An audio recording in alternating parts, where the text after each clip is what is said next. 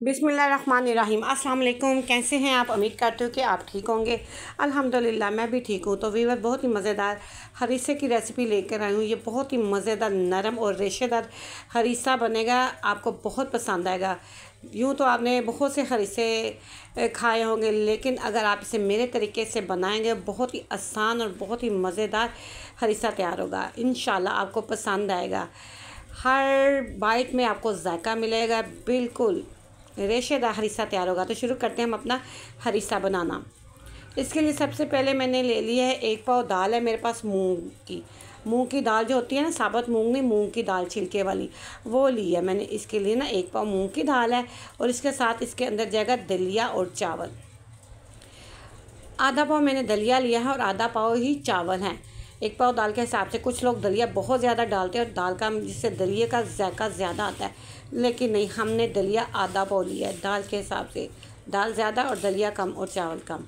इन तीनों को मिक्स करके अच्छी तरह से धो के इनको भिगो के रख देंगे तकरीबन 4 से 5 घंटों के लिए।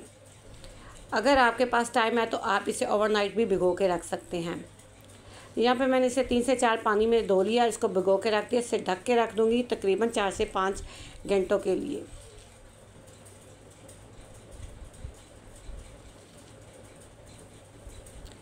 दालें मेरी भीग चुकी हैं। इसे मैंने पतीली में डाल दिया। इसके अंदर से कुछ छिलके जो उतर गए थे ना दाल के, वो मैंने निकाल लिए हैं। सारे नहीं निकाले, बस इतने से मैंने निकाले, कुछ दाल के अंदर ही रहने दिए हैं, क्योंकि अगर सारे डालेंगे तो वो वाइट हो जाएगा। बाकी दाल के अंदर है, कुछ मैंने निकाल दिए। इसको उबलने के लिए रख देंगे। पानी मैंने 7 डाल दिया, तकरीबन 2 से 2.5 किलो पानी इसके अंदर डाला और 1 चम्मच इसके अंदर डाल दिया मैंने नमक का। और इसको ढक के रख देंगे तकरीबन 1 घंटे के लिए। जब इसने पकना शुरू करना है तो हमने ना इसका चूल्हा कर देना आहिस्ता। 1 घंटे के लिए दाल को पकाना है। यहाँ पे मेरे पास गोश्त है हड्डी वाला, 2 किलो गोश्त है। इसको भी मैंने धो के प्रेशर कुकर के अंदर डाल दिया। इसके अंदर ना गोश्त जो होता है ना ज़्यादा पड़ता है। तकरीबन वेट में मेरे पास आधा किलो के करीब दालें हैं जो मैंने रखी हैं उबलने के लिए। इसके अंदर 2 किलो गोश्त आएगा हड्डी वाला, हड्डी के बगैर नहीं। कुछ लोग हड्डी के बगैर लेते हैं, उससे वो जायका नहीं आता जो हड्डी वाले में से आता है। इसके अंदर आधा पाव जाएंगी हरी मिर्चें। इसको भी मैंने धो के और 2 पीसों में काट लिया है।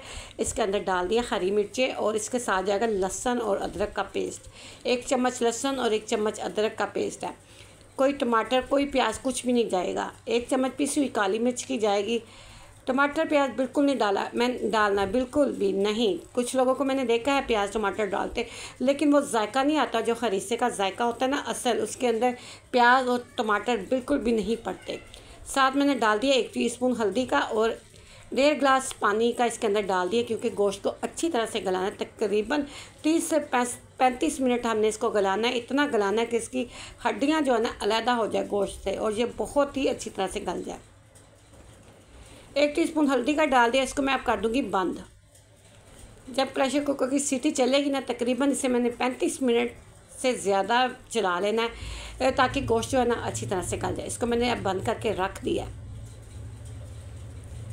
और यहाँ पे मेरे पास 1 किलो कीमा है, बरी कीमा। इसके अंदर मैंने प्याज, हरी मिर्चें और ना अदरक डाल के ना ग्राइंडर कर लिया है और साथ इसके अंदर मैंने डाल दिया है नमक, मिर्च, साबुत धनिया, पिसा हुआ गरम मसाला। ये चीज़ें डाल के मैंने मिक्स कर लिया। इसके हम बनाएंगे छोटे छोटे कबाब। टाइम कम की वजह से मैंने इन सब चीज़ों को पहले से ही मिक्स करके रख दिया है। कबाब हम इसके तैयार कर लेंगे दरमियाने साइज़ के। आप अपनी मर्ज़ी के हिसाब से कबाब इससे छोटे भी बना सकते हैं, क्योंकि अक्सर लोग छोटे छोटे बनाते हैं, लेकिन मैं मीडियम साइज़ के कबाब बनाऊंगी। आप देख लेना आपको जैसे अच्छा लगे। सारे कबाब मैं इसके अंदर तैयार कर लूँगी, क्योंकि हरीसे के अंदर कबाब डालते हैं और कबाब से हरीसे का बहुत ही मज़ा आता है। बिल्कुल ये देखिए, इस साइज़ के मैंने कबाब तैयार कर लेने हैं। आपको नज़र आ रहे होंगे कि मैंने इस साइज़ के तैयार की हुई। अब यहाँ पे दाल को पकते हुए 1 घंटा हो गया। दाल मेरी अच्छी तरह से गल चुकी है। ये देखिए मैं आपको दिखाती हूँ। और इसका पानी भी ठीक है। हमने इसको ज़्यादा गाढ़ा नहीं करना, क्योंकि इसके अंदर हमने गोश्त जब डालना है तो और गहरी हो जाएगी। देखिए कुछ छिलके अंदर थे। अब यहाँ पे मैंने आधा किलो पालक ली है, इसको धो के अच्छी तरह काट लिया है। इसको हम पका लेंगे तकरीबन आधा घंटा, क्योंकि इसका हमने हरीसे के अंदर ना तड़का लगाना है। कुछ लोग पता क्या करते हैं, पालक को उबाले बगैर ही ना ग्राइंडर काट के तड़का लगा लेते हैं, जिससे पेट ख़राब हो जाता है। लेकिन आपने इस बात का ध्यान रखना है कि पालक को उबाल के ग्राइंड किया जाए। आधा घंटा इसे हम पकाएंगे चूल्हे पे। तब तक हमारी दाल ठंडी हो रही है, इसको हम पीस लेंगे ना दाल को, तब तक ये पालक होती है। और यहाँ पे देखिए मेरा गोश्त भी गल चुका है अच्छी तरह। तकरीबन मैंने इसे 35 से 40 मिनट वेट लगाई और गोश्त मेरा अच्छी तरह गल गया। आपको नज़र आ रहा होगा, देखिए चम्मच के साथ कैसे टूट रहा है। और ये देखिए कितने आसान से उतर गया। गर्म है, देखिए मेरे हाथ पे लग रहा है। अब मैं इसे क्या करूँगी, इसकी हड्डियाँ निकाल दूँगी। बिल्कुल अच्छी तरह से गोश्त गल गया है। इसकी हड्डियों को हमने ना बाहर निकाल देना, क्योंकि गोश्त से हड्डियाँ अलहदा हो चुकी हुई हैं गल के। अब हड्डियाँ को ना निकाल लूँगी बाहर, क्योंकि हमने गोश्त को भी पीसना है ना। हड्डियाँ निकाल लेंगे तो गोश्त आराम से पीसा जाएगा। सारी हड्डियों को निकाल लेंगे। हल्का हल्का इसके अंदर पानी लाजमी रहने देना, क्योंकि गोश्त को अगर हमने बिल्कुल खुश्क कर दिया तो फिर ये सही तरह से हमसे पीसा नहीं जाएगा। ये देखिए तकरीबन आधा कप के करीब इसके अंदर पानी है गोश्त के अंदर। हड्डियाँ मैंने निकाल दी और यहाँ पे ये देखिए दाल मेरी ठंडी हो गई है। मैं इसको ना मशीन की हैंड ब्लेंडर की मदद से ना इसको मैं ग्राइंड कर लूँगी। आप चाहे जग में डालें, लेकिन मैं इसे मशीन के साथ करूँगी। जग में भी आराम से हो जाएगी, 2 से 3 मिनट लगेंगे और ये आसानी से सारी जो दालें हैं ना ग्राइंड हो जाएंगी। जग में भी आपने ज़्यादा टाइम नहीं, सिर्फ 1 से 1.5 मिनट जग में डाल के चलाना है। इसका फलूदा नहीं निकाल देना। ये देखिए बिल्कुल इस तरह रखनी है। और यहाँ पे अब जो गोश्त है ये भी ठंडा हो गया। इसको भी मैं हैंड ब्लेंडर की मदद से ना इसको भी मैं ना पीस दूँगी। आप इसे चट्टू वट्टे में भी पीस लें, चाहे जग में डाल के पीस लें, लेकिन मैं इसे आसानी के साथ इसके साथ पीस रही हूँ। यहाँ पे देखिए गोश्त मेरा पीसा जा चुका है। दालें भी मेरी रेडी है। मैं इसके अंदर डालूँगी। चूल्हे के ऊपर मैंने अब देचकी रख दी है आस्था चूल्हे के ऊपर, ताकि गर्म दोबारा से हो जाए। और ये जो गोश्त मैंने पीस के रखा है ना, सारा गोश्त इसके अंदर जाएगा और साथ साथ ये पकता जाएगा। बिल्कुल स्लो आंच, जैसा दम वाली आंच है ना, नीचे से मैंने वो वाली आंच रख दी है। और इसको अच्छी तरह से गोश्त को ना दाल के अंदर हमने पका लेना है तकरीबन 10 से 15 मिनट।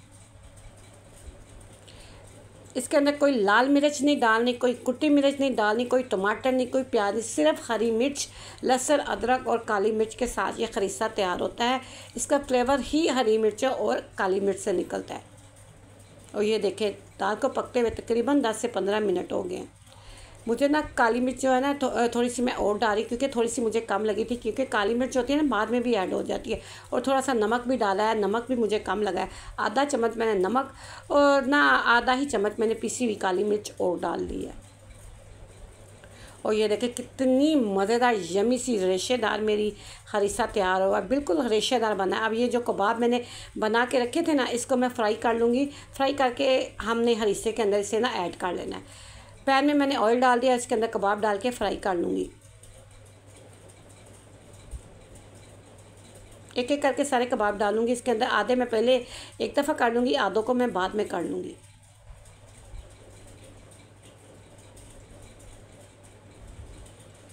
इंशाल्लाह आपको ये हरीसा बहुत पसंद आएगा। लाहौरियों की तो ये स्पेशल डिश है, लाहौरियों की जान है हरीसा। और ये देखिए कबाब मेरे रेडी हो चुके हैं। मैं निकाल लूँगी एक एक करके ना, प्लेट के अंदर डालती जाऊँगी। जो बकाया जो कबाब रहेंगे ना, वो भी मैं इसको फ्राई कर लूँगी। ये देखिए हरीसा मेरे हल्की आंच पे साथ साथ पक रहा है, साथ साथ मेरे कबाब फ्राई हो रहे हैं। कबाब मैं सारे अब हरीसे के अंदर डाल दूँगी और इसको मिक्स कर लेंगे। अब हम इसका तड़का तैयार कर लेंगे। दूसरे पैन के अंदर जो ऑयल था ना, जिस ऑयल के अंदर मैंने कबाब फ्राई किए, दूसरे पैन के अंदर मैंने वही ऑयल डाल दिया, क्योंकि वो पैन थोड़ा सा गंदा हो गया था। अब मैं इसके अंदर डाल रही हूँ देसी घी।